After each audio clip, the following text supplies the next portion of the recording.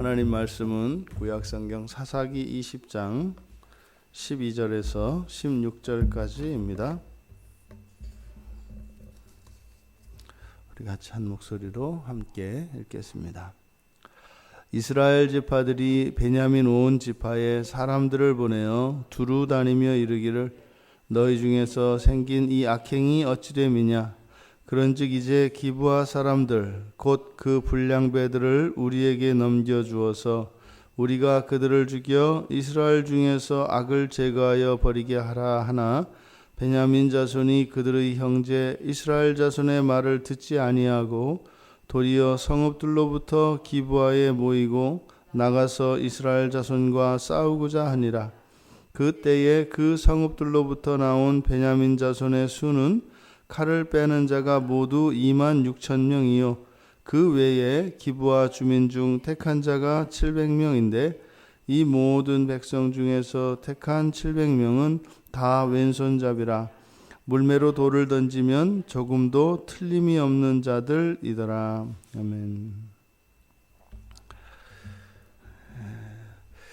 이스라엘 온 지파는 이제 베냐민 지파에게 일방적으로 기브아에 있는 기브아의 그 불량배들 그들의 악행에 대해서 그들을 죽임으로써 죽여서 벌할 것을 통고합니다. 이미 이스라엘 온 지파들이 미스바에 모여서 판결을 내렸고 그 기브아의 불량배들이 저지른 이 죄는 죽어야 한다는 겁니다. 사형에 처해진다는 겁니다. 그리고 그것을 본인들이 직접 그 사형을 집행하겠다 이렇게 얘기를 한 겁니다. 그것을 그들을 넘겨서 우리로 하여금 그들을 죽이게 하라. 그렇게 할 수 있도록 넘겨라. 만약에 그렇게 하지 않으면 너희 베냐민 지파 전체를 쓸어버리겠다. 뭐 이런 식으로 일방적으로 이렇게 통고한 거죠. 베냐민 입장에서는 이것을 사실상 받아들이기가 쉽지 않은 그런 상황입니다. 왜냐하면 정상적인 재판 과정이 이미 생략되어 있고 또 분명히 이스라엘 온 지파가 모여서 재판을 했다고 합니다만 사실 이들에게 베냐민 지파 사람들에게 이렇게 기브아의 그 불량배들을 죽여야 되겠다고 하는 정확한 사건의 전모에 대한 공지도 없습니다. 그리고 본인들이 그냥 이놈들은 죽어야 할 놈들이니까 너희들은 무조건 넘겨줘라. 그래서 우리가 그들을 죽여서 악을 제거하겠다. 이렇게 이제 이야기를 했기 때문입니다. 근데 사실상 지금 이들이 이런 결정을 내리고 이렇게 베냐민 자손들에게 통고하기 전에 이미 이 베냐민 자손들은 미스바의 이 공동 해집 소식을 앞에 3절에서 이미 알고 있었습니다. 그리고 이거는 지금 이스라엘 전체가 미스바로 모인다라고 하는 것은 만에 하나 이것이 전쟁으로 이어질 수밖에 없는 상황이기 때문에 왜냐하면 여기를 제외하고 이렇게 모였기 때문에 그렇습니다. 그러니까 그 전말 이것이 무슨 일 때문인가 하고 분명히 기브온의 악행을 자체적으로 조사를 했을 겁니다. 분명히 조사를 했을 겁니다. 뭐 이게 이 진상조사가 마쳤는지 어쨌는지 성경은 기록하고 있지 않습니다. 하지만 이것은 뭐 상식적으로 보더라도 어느 정도 진상은 파악이 되었을 것이다. 만약에 그 진상이 파악이 됐다면 기브아에서 불량배들이 행한 그 악행에 대해서 알 수 있었을 것이고 또 그러면 어느 정도는 그들에게 죄가 있다고 하는 사실을 이 베냐민 자손들도 알고 있었을 겁니다. 그런데 사실상 그 기브아 불량배들이 저지른 악행과 지금 이스라엘 온 공동체가 함께 모여서 그들을 처단하겠다고 하고 만약에 그렇지 않으면 전면전을 불사하겠다라고 하는 이 상황은 사실은 별개의 상황이기 때문에 무조건 따를 수 있는 그런 상황은 아니죠. 그러면 지금 이 베냐민 지파 사람들에게는 두 갈래 선택이 주어집니다.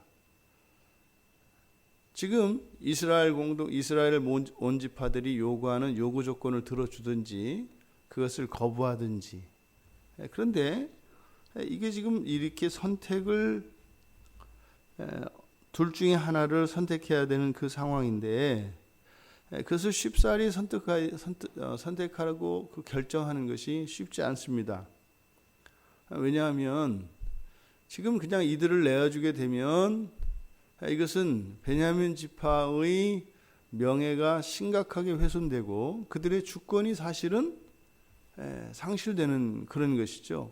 벌을 주더라도 자신들이 벌을 줘야 할 것이고 또 사실상 그것을 다시 한번 그들 자체적으로 조사를 해야 될 일입니다. 여러분 그러지 않겠어요? 우리 가정에 무슨 불미스러운 일이 있어요. 그런데 뭐 이렇게 뭐 그냥 쉽게 우리들의 일상생활에 적용을 한다면 뭐 사촌 집에서 와가지고 큰 집에서 와가지고 우리 집에서 일어난 그 일에 대해서 뭐 이렇게 다 판단을 내리고 거기에 대해서 데려다가 뭐 어떻게 벌을 주겠다 하는 이런 상황이거든요. 우리는 잘 모르는 상황인데 사실은 이게 경우가 맞지 않죠. 먼저 우리들이 그것을 알아보고 그것에 대해서 우리들 안에 그 진상을 정확히 알고 나서 벌을 줘야죠. 그리고 벌은 12지파 누구에게나 모두 다 똑같은 여호와 하나님 한 분을 섬기고 있기 때문에 그것은 율법에 따라 재판하기 때문에 그것이 뭐 다른 기준이 주어지는 게 아닙니다. 그런데 그 정작 그 베냐민 지파 자신은 배제하고 이렇게 내린 이 결정, 이게 사실은 그렇게 따를 수 있는 그런 게 아니다 이 말입니다. 그러니까 거기다가 선뜻 뭐 그러니까 이렇게 하십시오. 이게 이럴 수가 없죠. 더더군다나 지금 16절에 가면 이제 15절 16절에 보면 베냐민 자손들의 모인 숫자를 이야기하는데 숫자는 매우 적습니다. 2만 6천을 가지고 어떻게 40만이 모여있는 거기에 맞설 수가 있겠어요. 그런데 말입니다. 16절에 암시를 넣는 거죠. 이 중에서 택한 700명은 다 왼손잡이다. 여기서 택한 700명이다 라고 하는 것은 지금으로 말하자면 특수부대입니다. 특수부대 700명이 있는 거예요. 이 특수부대 700명이 어떤 사람들이에요? 물매로 돌을 던지면 조금도 틀림이 없는 자들이라. 그러니까 총칼로 싸우던 이렇게 총이 아니죠. 칼과 이렇게 뭐 주로 이제 이 칼로 싸우고 하던 이 시대에 이들이 이 700명이 물맷돌 던지는 것은 마치 저격병 같은 거예요. 이 돌을 던져가지고 뭐 백발백중 맞춘다는 거죠. 그러니까 사실은 700명의 이런 특별한 사람들이 이 베냐민 사람들에게는 나름대로 어떤 적은 숫자에도 불구하고 다른 지파들에게 결코 이렇게 뭐 뒤지지 않는 그런 강한 자부심이 있었던 것을 나타냅니다. 그리고 실질적으로 이들의 이 700명의 이 특수부대가 굉장한 힘이 있었던 것 같아요. 그러니까 아예 힘이 없다면 이게 수적으로 도저히 안 되는 상황에서 이거는 뭐 중과 부적이다, 안 된다, 그리고 도저히 뭐 싸워봐야 결과는 뻔하다, 이런 생각이 있었다면 뭐 정말 이렇게 어떤 효율성의 면에서 그리고 실제로 공리적인 측면에서 전쟁을 포기했을 겁니다. 그러니까 눈물을 머금고 내줘야 되는 그런 상황이었을 거예요. 사실은 그게 이미 레위 사람에 의해서 저질러진 거 아닙니까? 자신을 이렇게 끌어내서 욕보이려고 하던 그 불량부들에게 이건 도대체 어떻게 저항할 수가 없으니까 눈물을 머금고 자기 첩을 내줬던 거 아니에요. 근데 그런 비슷한 상황인 거죠. 하지만 이 베냐민 자손들의 이 700명 이 특수부대는 그들이 아무리 수가 많다 하더라도 전쟁에서 한번 전쟁을 해볼 만한 그런 나름대로의 자부심의 근거가 되었던 거죠. 그러니까 이 두 가지가 베냐민 지파로 하여금 선뜻 자기 족속, 자기 지파 사람들을 아무리 죄를 졌다 하지만 내놓지 못하게 하는, 물론 거기에는 끈끈한 혈육의 끈끈한 그 사랑이 있었던 것은 틀림이 없습니다. 근데 또 사실상 그렇게 했다가는 뭐 자기들 나름대로는 이 700명의 특수부대로 인해서 한번 해볼 만하다 하겠지만 사실은 굉장한 위험을 감수해야죠.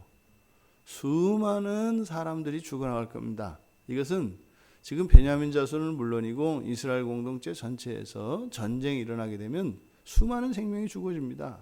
그러니까 사실은 내주는 문제나 안 내주고 전쟁을 하는 문제나 무엇 하나 지금 결정하기가 어려운 상황입니다. 그러니까 한편에서는 분명히 왜 없었겠습니까? 그냥 내주고 그들은 어차피 정말 끔찍한 만행을 저지른 놈들이니까 일벌백계하는 면에서 내주고 우리가 평화를 구하자, 뭐 이런 의견이 분명히 있었겠죠. 하지만 또 한쪽에서 그들을 내줄 수 없다라고 하는 이 의견이 더 우세했겠고, 그래서 결국은 내주지 않기로 합니다. 그래서 어떻게 해요? 정말 이스라엘 다른 지파들 전체와 베냐민 지파가 전쟁을 불사하기로 합니다. 싸우기로 한 거죠. 여러분, 지금 이스라엘 공동체 전체와 베냐민 한 지파 사이에 이런 갈등의 문제입니다. 사실 우리 인생에도 이런 일들이 종종 일어납니다. 지금 절대 다수가 정의의 이름으로 그 정의를 실현하겠다 하면서 한 지파를 윽박지릅니다.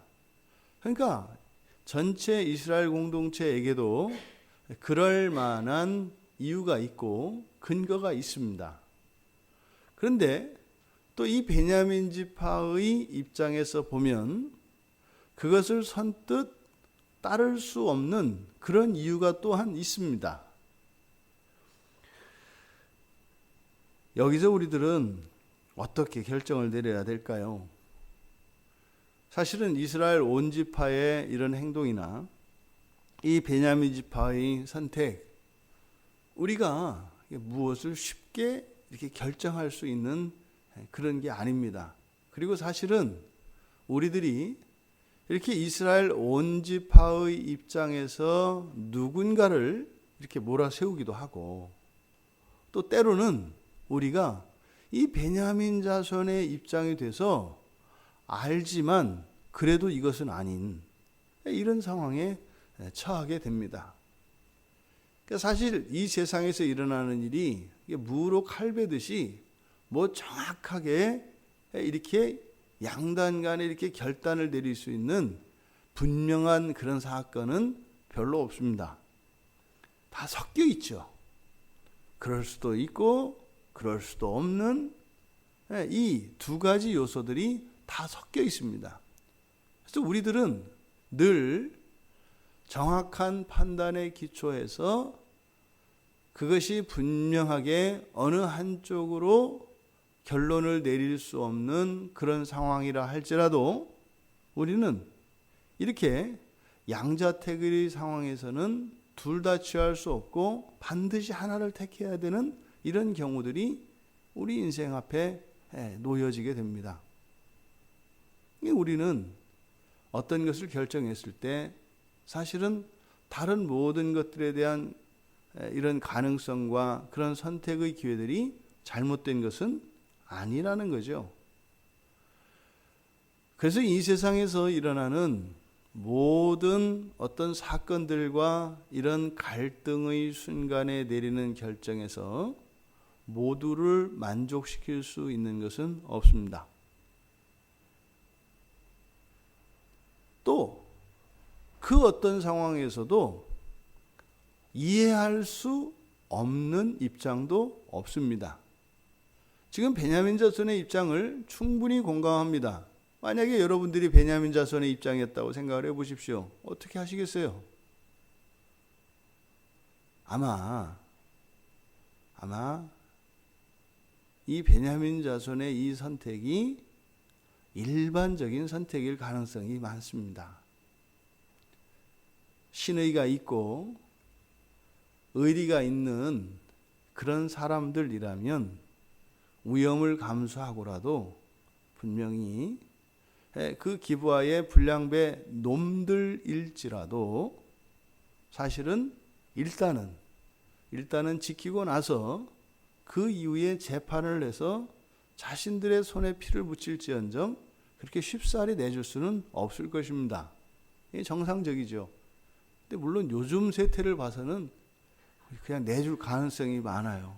요즘 세태를 봐서는 이렇게 어떤 공동체나 이런 공동체 의식이나 이런 공익이라고 하는 측면이 사실은 굉장히 약화되어 있는 그런 상황이기 때문에 또 명분도 있잖아요. 내줘도 명분이 되잖아요. 그러니까 사실상은 자신들의 안전을 위한 것임에도 불구하고 뭐 이스라엘 지파 전체가 이러니까 내줘야 된다 이럴 수 있는 거죠. 그런데 말입니다. 혈육과 공동체라고 하는 것은 분명히 배타성을 가집니다. 그래서 그것이 악하고 정말 용서받을 수 없는 경우라 하더라도 감싸게 되는 것이죠. 이것이 잘못된 부분이 없지 않아 있습니다만 사실은 이 인간 세상 안에서 이 타락한 이 세상 안에서 특별히 혈육과 또 이 교회 공동체 안에는 이런 배타성이 분명히 존재하게 됩니다. 그래서 우리와 너희라고 하는 이런 이분법적인 사고가 우리 안에 없을 수가 없어요. 하지만 우리는 그런 배타성과 함께 사실은 또 그것을 뛰어넘는 더 큰 공동체에 대한 이렇게 확장되어지는 그런 의식이 반드시 있어야 합니다. 만약에 지금 이스라엘 온 지파가 모여서 정상적으로 재판을 했고 그렇게 해서 내린 결정이라면 따라야 하는 것이 맞습니다. 근데 문제는 거기에 심각하게 이 재판에는 이런 결격 사유가 있기 때문에 온전하지 못하기 때문에 사실은 이 베냐민 자손의 베냐민 자손이 내린 이 결정에 우리가 또 수긍하지 않을 수 없는 거죠. 우리가 살아가면서 정말 이렇게 이스라엘 온 지파가 베냐민 지파를 이렇게 강박하는 이런 상황도 사실은 일어나지 말아야 되겠고 또 이 베냐민 지파와 같이 이렇게 딱한 처지에 놓이는 이런 일도 일어나지 말아야 할 것입니다. 그런데 문제는 일어난다는 거죠. 예수님께서 만약에 이 자리에 계셨더라면 어떻게 해결하셨을까요? 사실상 지금 베냐민 지파와 이스라엘 공태 전체의 대립은 지금 표면적으로는 기브온의 이 불량배들로 인해서 일어난 사건, 이 기브아의 불량배들로 인해서 일어난 사건들임에 틀림이 없습니다만 사실은 지금 상황이 이렇게 크게 확산되는 것을 보면 표면적인 이유 그 내면에는 이미 이스라엘 공동체 안에 이런 갈등 구조가 있었음을 우리가 알 수 있습니다. 우리가 사사기에서 바로 사사 기드온 이후로부터 시작되어지는 이스라엘 안에서의 갈등 구조, 사실 지금 성경에서 보여주고자 하는 것은 단순히 바로 이 기브아의 불량배 사건으로 인한 베냐민 자손과 나머지 이스라엘 공동체의 대립을 이야기하려는 것이 아니라 사실 이스라엘 공동체의 형편이 이렇게 전체라고 하는 이름으로 한 지파의 안전까지도 위협할 수 있는, 그리고 또 한편으로는 그렇게 전체가 의견을 모았다 할지라도 한 지파가 따르지 않을 수 있는 이런 상황에 처한 이스라엘 공동체의 이런 깨어진 신뢰와 공동체성에 대해서 사실은 고발하고 있는 거죠. 지금 이스라엘 모든 지파들이 하는 행동이나 베냐민 자손이 하는 행동을 긍정적인 측면으로 바라볼 수 있습니다. 사실 모두가 죄인이라 하고 돌을 던질 때 예수님께서는 막아서시거든요. 그래서 죄 없는 자가 쳐라, 그렇게 하시면서 사실 이 세상에서는 어느 누구도 그 죄인을 그렇게 심판하고 판단할 자가 없다라고 하는 것을 예수님께서도 말씀을 하시지 않습니까? 또 한편으로는 예수님도 정죄하신단 말이에요. 심지어는 사랑하는 제자조차도 사탄의 자식이라고 한다 이 말이죠. 그러니까 말입니다, 우리가 정말 양적에서의 문제점으로 우리 문제점만을 지적할 것이 아니라 오히려 이 베냐민 자손이 그렇게 악행을 저지른 불량배들임에도 불구하고 그 지파의 혈육의 종으로 그들을 보호하려고 하는 거기에서 사랑을 배울 수가 있겠고, 또 그 레위 사람의 그런 끔찍한 엽기적인 그 행동으로 말미암아 매우 감정적으로 이들이 모여서 이 일을 그릇되게 처리하고 있는 것이면 틀림이 없습니다만, 이렇게 이스라엘 공동체 전체의 순결을 위해서 이들이 하나의 뜻으로 단합하고 또 그 악행을 방관하거나 그저 좌시하지 않고 그것을 적극적으로 정화하려고 하는 이스라엘 공동체의 이런 긍정적인 측면도 우리가 보아야 한다는 것입니다. 그런데 말입니다, 그것은 어떤 기준에 의해서 그렇게 해야 될까요? 예수님은 우리에게 말씀하십니다. 사랑의 율법이죠. 사랑이 동기가 되고 사랑이 목적이 되어야 하며 사랑이 그 모든 과정에 드러나야 한다는 것입니다. 만약에 그렇게 된다면 베냐민 자손이든 이스라엘 모든 자손이든 심지어 불량배들이든 심지어 자칭 피해자라고 하는 레위 사람조차도 모두 다 수긍할 수 있는 그런 결정이 내려지게 되는 것입니다. 지금 어느 누구도 하지만 여기에서는 성경에서 가르치는 온전한 그 사랑에 기초하여 이 결정을 내린 사람은 아무도 없습니다. 단지 본인들의 생각과 주장 그리고 그 결정을 이루기 위해서 수단 방법을 가리고 있지 않은 그런 모습이 보여집니다.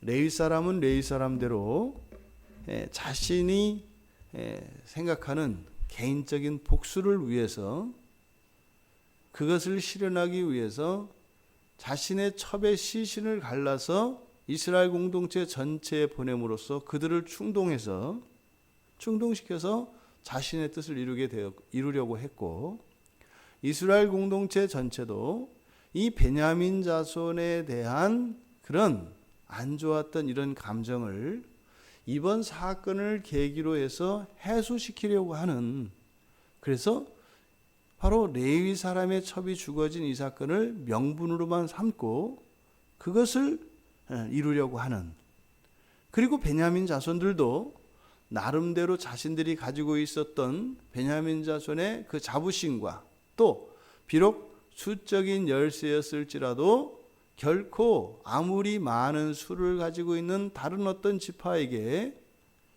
뒤지지 않고 오히려 우리가 우월하다라고 하는 이런 우월감, 교만에서 나오는 이런 우월감을 드러내 보일 수 있는 좋은 기회로 삼고 있다는 것입니다.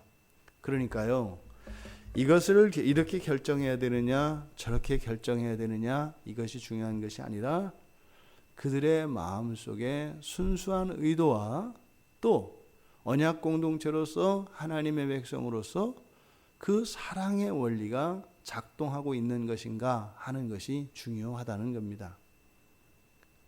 우리가 인생을 살아가며 내리는 그런 결정은 그렇게 사랑의 원리와 또 철저하게 순수한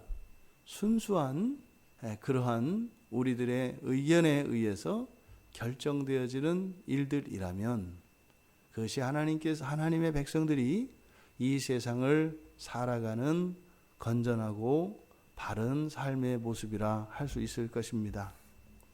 이 베냐민의 선택을 두고 우리들의 인생을 되돌아볼 수 있는 기회가 되기를 바랍니다. 그리고 우리들이 지금껏 살아오며 공동체 안에서, 우리 가정 안에서, 우리 교회 안에서 이런 어떤 선택의 문제를 두고 어떻게 우리들은 선택하며 살아왔고 그런 선택 이후에 공동체는 사실은 더욱 신뢰가 커지고 사랑이 커져야 하는 겁니다.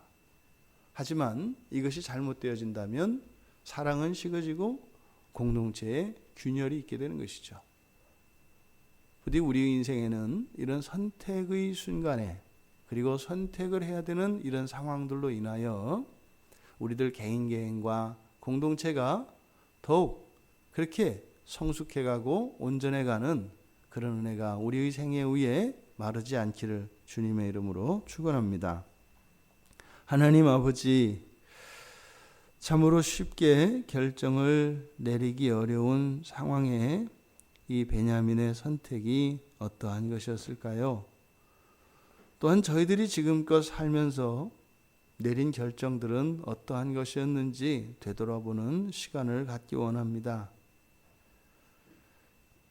이렇게 어떤 결정을 쉽게 내릴 수 없는 이 안타까운 상황, 이것이 이 세상에 죄가 들어온 결과인 것을 저희들이 잘 알고 있습니다. 죄가 들어와 있는 이 세상에서 저희들이 정확하게 모든 것이 합리적이고 분명한 판단을 내릴 수 없는 것임을 또한 저희들이 잊지 않게 하여 주셔서 가장 올바른 선택을 추구하기보다는 이러한 선택의 상황에 주님께서 주셨던 그 사랑의 원리가 작동하고 또 그 상황에서 다른 사사로운 감정이나 사사로운 이익이 개입되지 아니하며 하나님이 주신 우리들의 바른 판단력을 통하여 올바른 결정을 함으로 우리 인생 안에 이런 선택의 기로에 놓였을 때 더욱더 공동체가 더욱 성숙하며 더욱 사랑이 깊어지는 은혜를 내려주시옵소서. 예수님의 이름으로 기도드리옵나이다. 아멘.